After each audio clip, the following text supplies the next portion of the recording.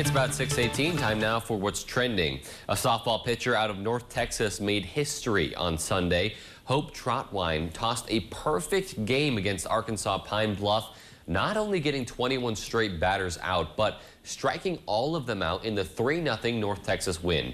It's the first perfect game in North Texas Mean Green history, and it's believed to be the first ever 21 strikeout perfecto in NCAA history.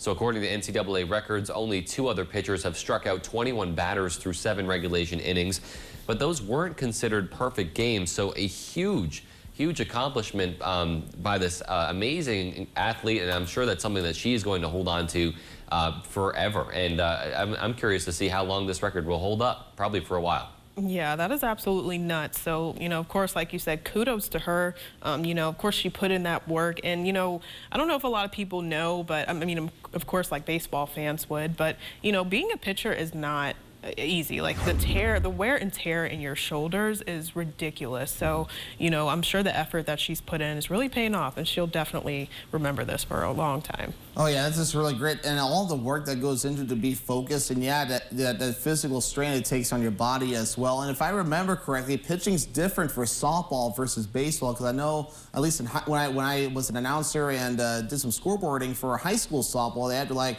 rotate their hand or something like that. I don't know if that's still the case in NCAA softball. Do you guys know?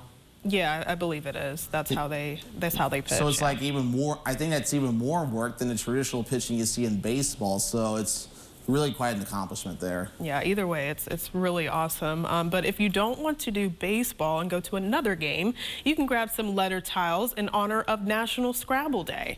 The legendary board game, which is played internationally, was first named Lexico and then later Crisscross Words before creator Alfred Mosher Butts finally settled on its now familiar title. Scrabble players score points by creating words on a 15 by 15 grid. More than 150 million Scrabble boards have been sold over the past few decades, and they can be found in roughly a third of all U.S. households.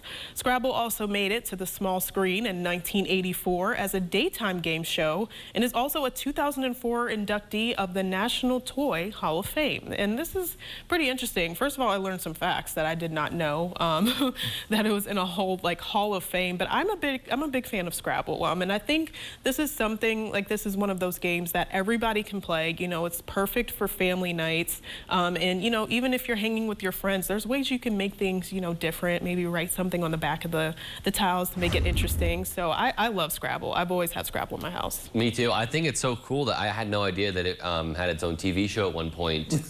But I always find that I sometimes discover new words with Scrabble, because I'll kind of come up with a word that I think sounds like it could be a real word, and I have to look it up in the dictionary to find out if it really is, and sometimes I'm right. So those ones are always a lot of fun. But yeah, Scrabble is, like you said, just a great game for the whole family. I know, and unfortunately I've never played, if memory serves, I don't think I've ever played Scrabble in a day of my life, so boo at me now for that, but it sounds like fun to play. And yeah, you sometimes have to make up you feel like you made up a new word. You gotta check to be like, okay, is that a real word, or did I just make it up? So it's kind of the fun part of that as well. And one thing that was also fun, maybe taking some nice pictures. The power of social media was in full bloom over the past week in Washington, D.C.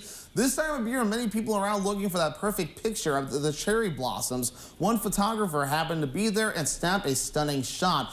Jeffrey Boodman was at the tidal basin to capture photos of the cherry blossoms. When he saw a bridal couple embrace, he snapped these beautiful photos. They were framed by a canopy of blossoms reflecting in the water.